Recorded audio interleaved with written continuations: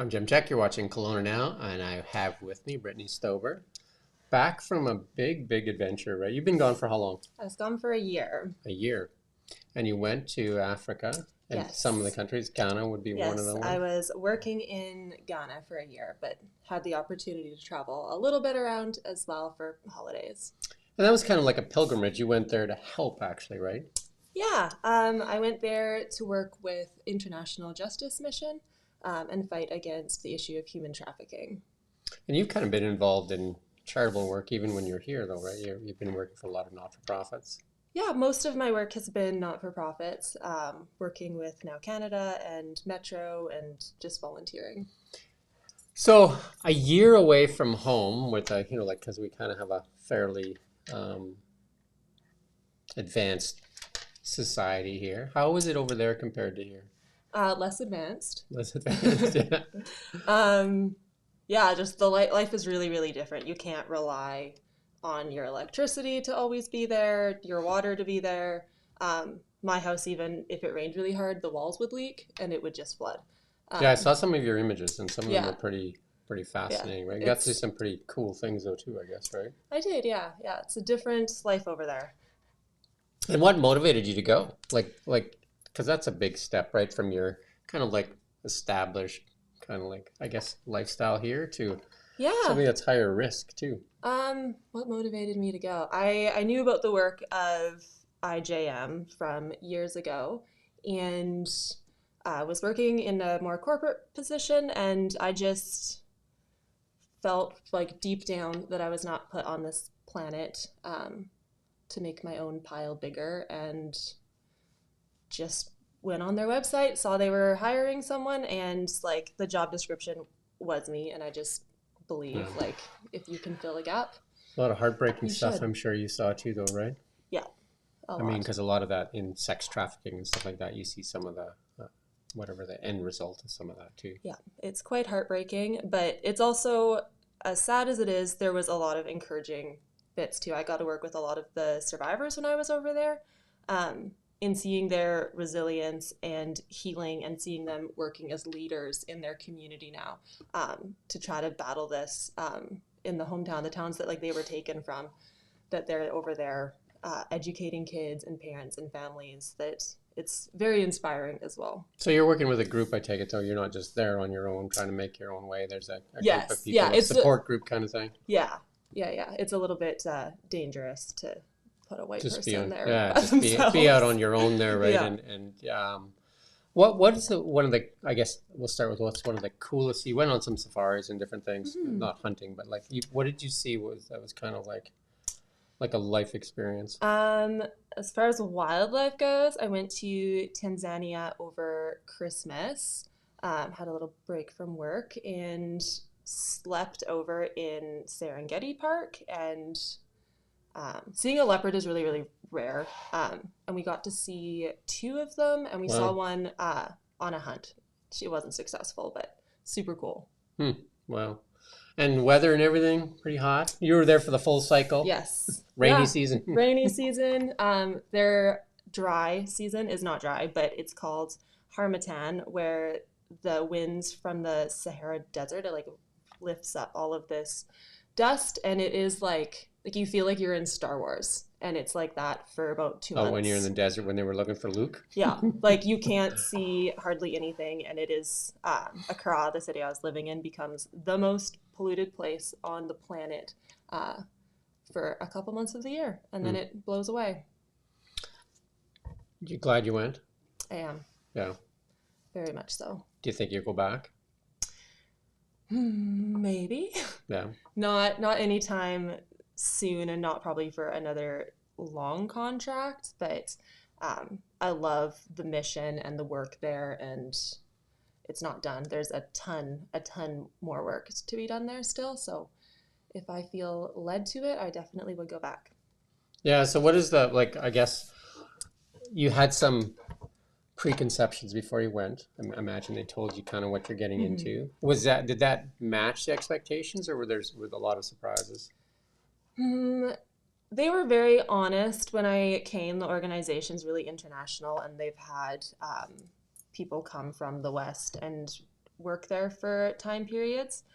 So I think I knew a lot going in, but some of the scope of the work I didn't realize. Like I knew human trafficking is a big issue. I didn't realize the scope of it, like the numbers of kids in these situations and even adults, like is I guess just a bigger battle that needs to be fought than I think I really realized. So what is the goal of the organization is to prevent or try to rescue, or is it both? So the overarching goal is to strengthen justice systems so that the crimes don't happen in the first place. But as part of that mission, like we work with law enforcement, lawyers, judges, do a lot of police training. So we go out, we'll rescue a kid, then we go through the whole court process and prosecute the person that had them and was doing the abuse, and then like carry it through. And then the child gets, we work with social welfare organizations as well, and like trauma informed care, to bring them on a full healing journey, and empowered leaders at the end of it. So obviously traumatic for you, but very much traumatic for the person experiencing the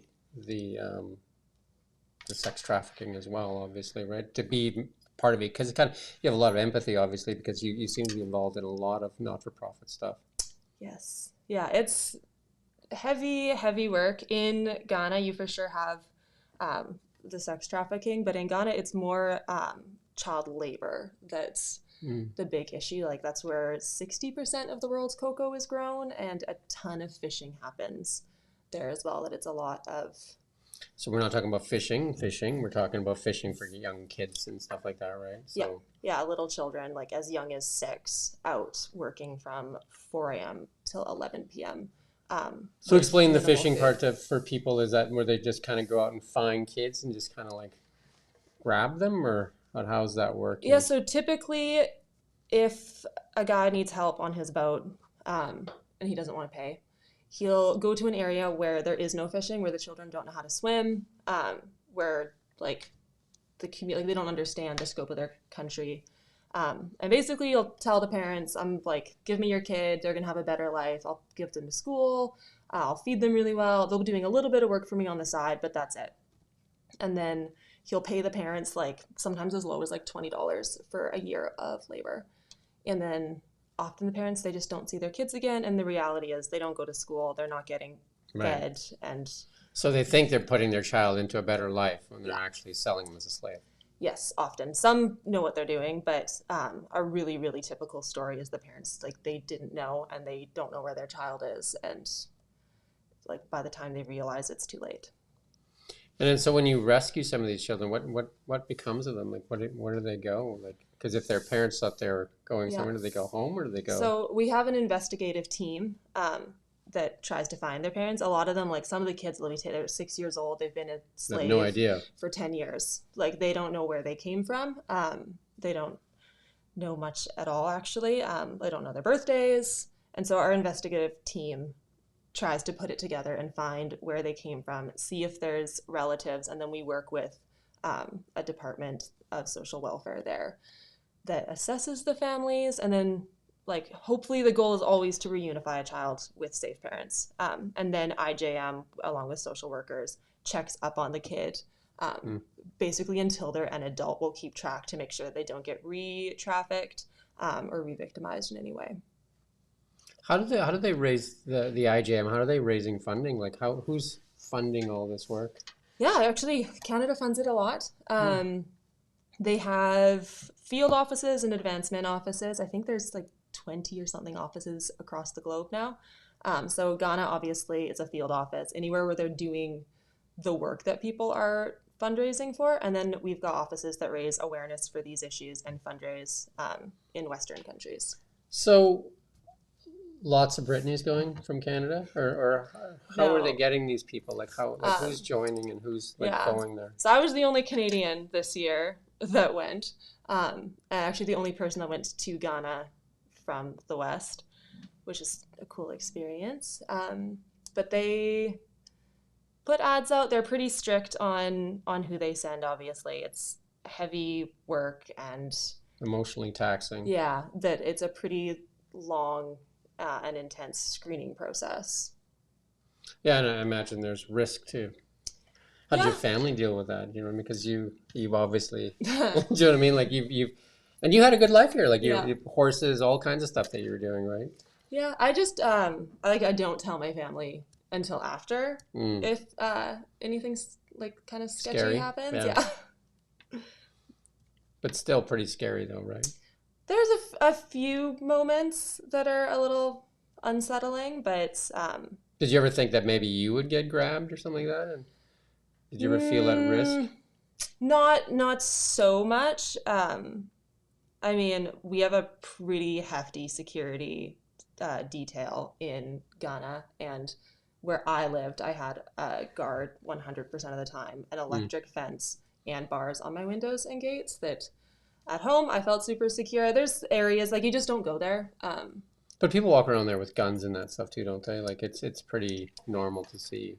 Yeah, yeah, sometimes, but Yeah. I think you kind of have a bit of security being white because there's not a ton of white people there. That I think people would be nervous to take me because you would be able to You find draw a me lot of attention. very Yeah. easily, Yeah. and people remember me really like I'm the only white person that lived like in my area, so like Yeah. everyone knows who I am and will remember me right How big away. was the area you were in? What city were you in? It's in Accra. It is, I don't know how big, but it is huge. It's Yeah. one of the biggest cities in West Africa, if not the biggest. So I mean, for most people, like they don't understand. Like, is it kind of fairly modernized in the centers? Like, is it like like you got your Mm, big grocery stores and stuff like that, or is it more yes, markety kind of thing? yes and no. They have like some supermarket chains, and you can go areas where you're like, this is beautiful. Um, but then next door will be like goats and people living in a hut, but then it's like next to another really nice building. And then, So it's kind of transitioning, kind of yeah, like Mexico a little yeah, bit, right? kind of And if you like, go downtown Mexico, there's like the modern where the malls are, and then if you go down a few blocks, it's kind of yeah, like and still like kind of like. the roads are never nice anywhere, but Hmm. there are like nice places you can go. Hmm. Yeah, So overall, worth it? Do you think for your soul? absolutely. Yeah. Absolutely. Like I I would have always wondered um if I didn't go and would have that would have been a regret. Yeah. Well, I'm glad you're back and together in one Thank piece you. because that's Me good, too. right? Me too. Because I'm sure a lot of your family probably was pretty stressed and glad to see you back Yeah, on yeah, the I think they're pretty happy and that when I you came finally back arrived in the home. airport, right? Yeah, I think they are pretty happy. Yeah. So what's the plans now for Brittany? Well, Saving the world? yeah, we'll see. For sure more nonprofit stuff. Yeah. You've got your MBA. I do, yeah. Yeah. Yeah, so we'll see. So I've you've got a dedicated a lot few of your options right life now or that I your can't say too much yeah, but about you've at the dedicated moment. most of your life towards this, though, Yeah, too, right? So, yeah. and I guess you put your mouth where the um, like you talk, like not just talk the talk, you actually went there too, which is a higher risk thing, right? So, Yeah, yeah, it's a good thing to do. it is. Um, any advice for any other Britneys that are considering it? Do it. Do it. Yeah, you won't regret it. Yeah. Um, and I imagine, if you could probably find Brittany in Kelowna and ask her questions if you're thinking about doing it too, Of right? How did course. you find the organization? Like, where was that? You just went online or what? I knew about them before. From I think I heard a talk in church when I was a kid, and the cause just has like been something close to my heart for many, many years. Hmm, So I just knew to look them up. nice. Okay. Well, we won't take too much more of your time today.